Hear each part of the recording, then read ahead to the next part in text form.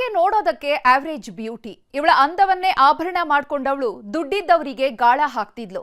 ಹೊತ್ತಲದ ಹೊತ್ತಲ್ಲಿ ಕರೆಸಿಕೊಂಡು ಸಿಕ್ಕಿದ್ದನ್ನೆಲ್ಲ ದೋಚ್ಕೊಂಡು ಹೋಗ್ತಾ ಇದ್ರು. ಆದೀಗ ಇವರ ಗ್ರಹಚಾರ ಕೆಟ್ಟಿದೆ. ಹನಿ ಗ್ಯಾಂಗ್ಗೆ ಕೋಳ ಬಿದ್ದಿದೆ.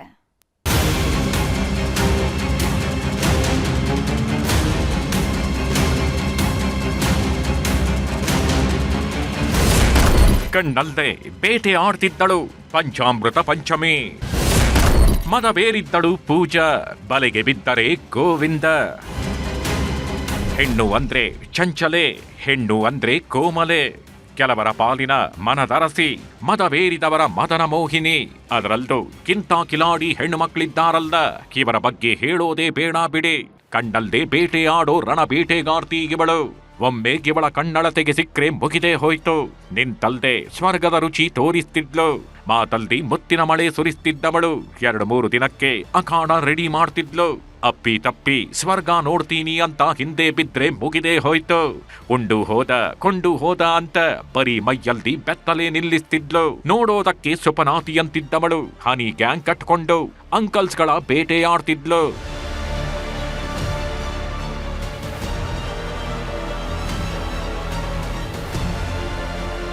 ಫೋಟೋದಲ್ದಿರೋ ಇವಳ ಗೆಟಪ್ಗೂ ಅಸಲಿ ಗೆಟಪ್ಗೂ ತುಂಬಾನೇ ವ್ಯತ್ಯಾಸವಿದೆ ಬಿಡಿ. ಯಾಕಂದ್ರೆ ಇವಳು ಬಾಯಲ್ದಿಟ್ರೆ ಕರಗೋ ಜಿಲೇಬಿ ಅಲ್ಲ, ಮಾತಲ್ದೆ ಮಧುಮಾಸ ತೋರಿಸ್ತಿದ್ದ ರಸಗುಲ್ಲ. ಹೋದಲ್ಲೆಲ್ಲ ಒಂದೊಂದು ಹೆಸರು ಇಟ್ಕೊಳ್ತಿದ್ದವಳು. ಒಬ್ಬರ ಪಾಲಿಗೆ ಪಂಚಮಿ ಆದ್ರೆ ಮತ್ತೊಬ್ಬರ ಪಾಲಿಗೆ ಪೂಜಾ ಆಗ್ತಿದ್ಲು. ಮಗದೊಬ್ಬರ ಪಾಲಿಗೆ ಸಮೀನಾ ಆಗಿ ಸೆರಗು ಹಾಸ್ತಿದ್ಲು. ಈಕೆಗಿನ್ನು ಜಸ್ಟ್ 29 ವರ್ಷ. ನೋಡೋದಕ್ಕೂ ಆವರೇಜ್ ಬ್ಯೂಟಿ. ಇದನ್ನೇ ಬಂಡವಾಳ ಮಾಡ್ಕೊಂಡಿದ್ದವಳು. ದಾವಣಗೆರೆಯ ದುಡ್ಡಿರೋ ಕುಳಗಳನ್ನೇ ಹುಡುಕಿ ಹುಡುಕಿ ಗಾಳ ಹಾಕ್ತಿದ್ಲು. ಒಮ್ಮೆ ಫೋನ್ನಲ್ಲಿ ಹಾಯ್ ಬಾಯ್ ಅಂದ್ರೆ ಸಾಕು, ಸೀದಾ ಸ್ವರ್ಗದ ಆಸೆ ತೋರಿಸ್ತಿದ್ಲು.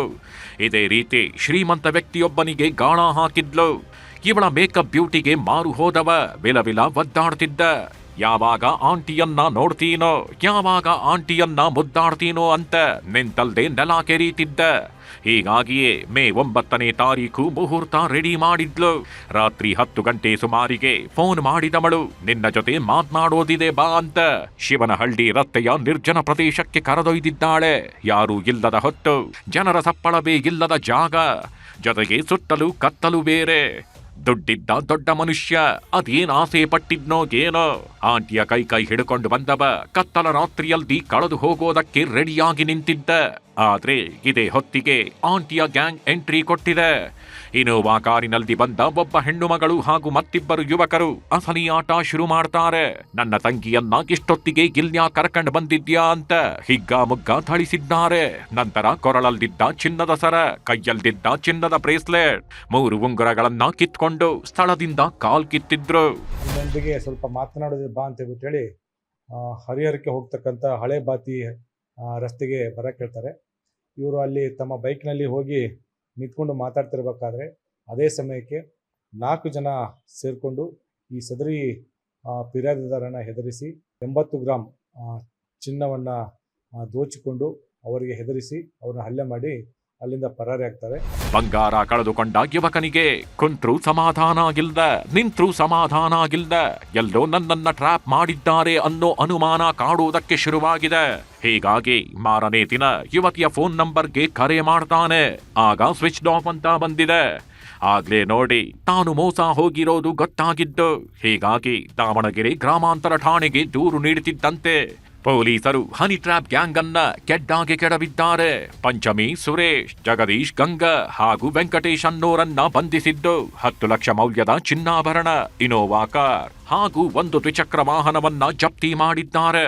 ಒಂದು ಇನೋವಾ ಕಾರು, 1 ಸ್ಕೂಟಿ ಹಾಗೂ ಈ ಒಂದು ಕೃತ್ಯದಲ್ಲಿ ದೋಚಿಕೊಂಡು ಹೋಗಿರ್ತಕ್ಕಂಥ ಸುಮಾರು 80.16 ಗ್ರಾಂ ಚಿನ್ನವನ್ನು ನಾವು ವಶಪಡಿಸಿಕೊಂಡು ಒಟ್ನಲ್ಲಿ ದುಡ್ಡಿದ್ದವರನ್ನೇ ಟಾರ್ಗೆಟ್ ಮಾಡಿ ಮೋಡಿ ಮಾಡ್ತಿದ್ದವರಿಗೆ ಬೇಡಿ ಬಿದ್ದಿದೆ.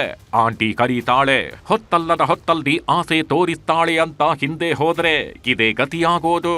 ಇಂಥವರಿಂದ ಸ್ವಲ್ಪ ಎಚ್ಚರಿಕೆಯಿಂದಾಗಿರಬೇಕು. ಸಂಜಯ್, ನ್ಯೂಸ್ 18 ದಾವಣಗೆರೆ.